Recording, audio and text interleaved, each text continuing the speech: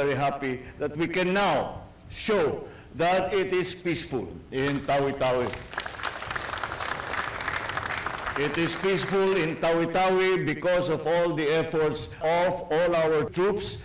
Kasama na ngayon sa mission natin ay yung patuloy na peacemaking na para bigyan natin ng pagkakataon ang mga fighters, ang dating mga fighters na magkaroon ng mas magandang buhay, na hindi sila nakatago sa bundok, hindi sila laging gutom. At tayo naman bilang pamahalaan ay gagawin natin lahat upang mabigyan sila ng pagkakataon para iwanan na nila ang kanilang mga armas, iwanan na nila ang kanilang kampo at magkaroon na sila ng magandang buhay.